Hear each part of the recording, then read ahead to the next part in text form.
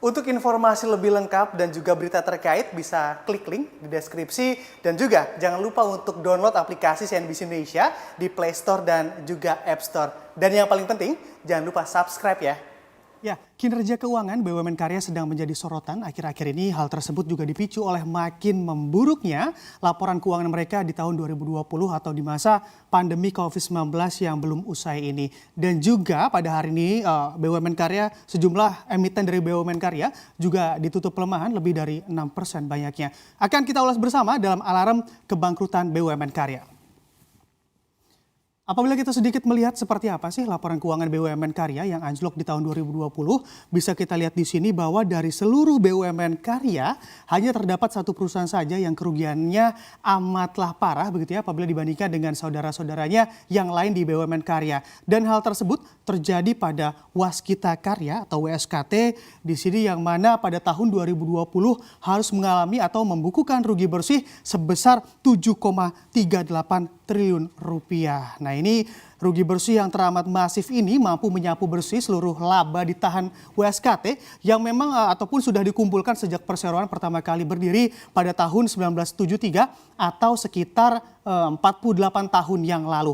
Ekuitas WSKT saat ini juga tercatat hanya tersisa sekitar 7,53 triliun rupiah saja atau lenyap lebih dari separuhnya atau tepatnya di angka 57,88% dari posisi WSKT di tahun lalu. Nah ini juga WSKT juga terpaksa harus membukukan rugi bruto yakni sebesar 1,97 triliun rupiah, di mana rugi bruto sendiri kita ketahui bersama merupakan hal yang sangat negatif bagi perusahaan dikarenakan pendapatan usaha alias omset yang diperoleh tidaklah mampu menutupi beban pokok pendapatan perseroan. Nah ini juga kalau kita lihat di sini memang apabila perseroan mengalami rugi bruto, tentu rugi bersihnya juga akan meningkat karena sejumlah beban yang dimiliki seperti adanya beban penjualan, lalu juga ada beban umum, beban pajak yang juga membengkak mampu menghantam kerugian bagi perseroan bahkan sebelum membayar beban tersebut karena tak mampu menutup beban pokok yang ada. Nah ini kerugian yang dialami oleh WSKT ini memang menyebabkan kas dan setara kas perseroan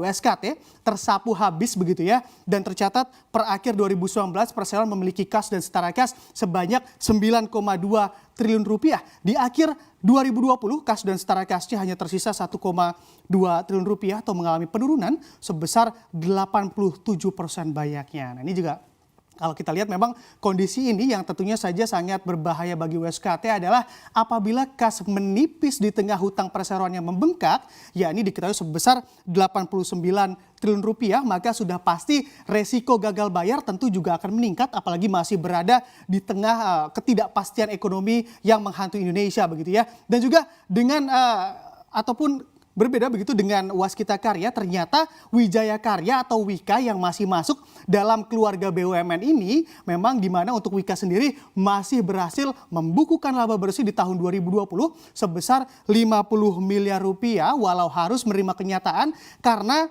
angka tersebut begitu menunjukkan adanya penurunan laba bersih sebesar 92% yang harus dialami oleh Wijaya Karya.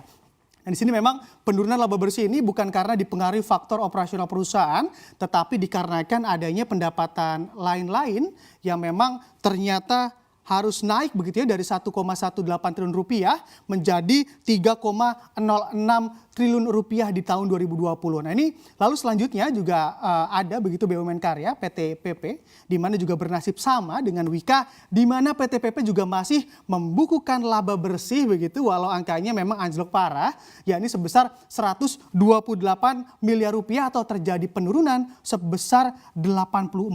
Memang keduanya penurunannya juga sangat banyak begitu ya, lebih dari 50%. Dan juga kondisi yang ada tentu PT PP menjadi BUMN Karya yang paling mending begitu kondisinya karena juga masih mampu membukukan laba bruto sebesar 2,1 triliun rupiah atau hanya turun sebanyak 43% saja dibandingkan tahun lalu ataupun di tahun 2019.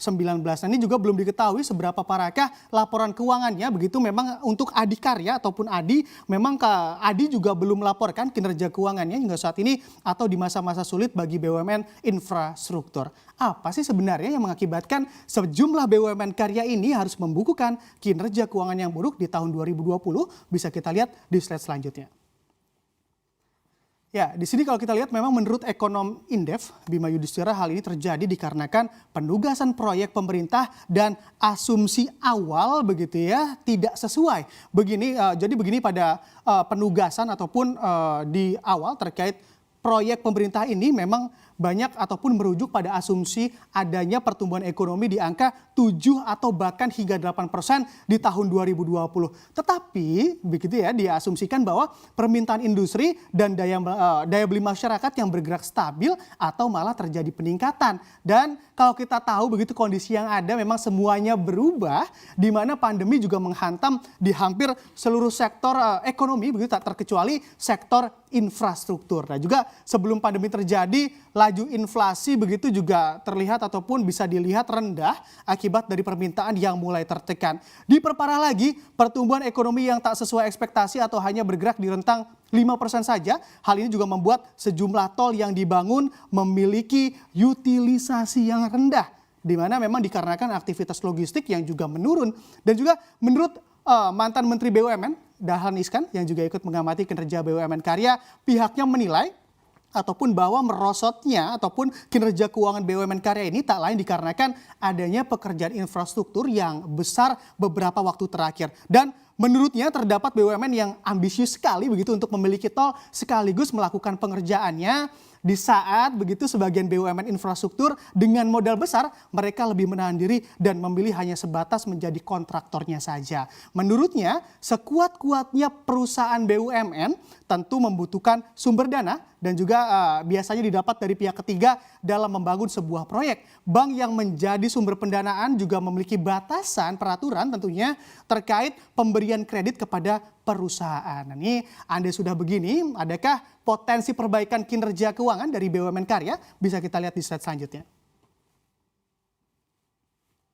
Ya, kalau kita lihat di sini memang untuk melihat adanya potensi ataupun tidak tentunya ada, apalagi andai pemulihan ekonomi juga mampu dengan cepat tercapai dan roda perekonomian juga kembali berputar dengan cepat seperti sedia kala begitu ya. Dan karena itu kehadiran SWF atau INA begitu juga diharap mampu membantu sejumlah BUMN Karya yang mengalami anjlok begitu kinerja keuangan mereka. Dan ini dikarenakan dengan adanya SWF setidaknya perusahaan memiliki beberapa manfaat, ya ini sudah pasti likuiditas perusahaan akan mengalami peningkatan. Karena memang diketahui juga adanya aliran uang masuk, juga adanya alternatif pendanaan dari sisi ekuitas. Diyakini mampu memperbaiki struktur permodalan dari perusahaan ataupun BUMN Karya ini. Dan juga pastinya kita semua berharap pula berbagai proyek yang dijalankan juga mampu memberikan multiplier effect yang besar tentunya. Yang tentunya juga akan menjadi katalis positif dari tekanan ekonomi terdampak pandemi COVID-19.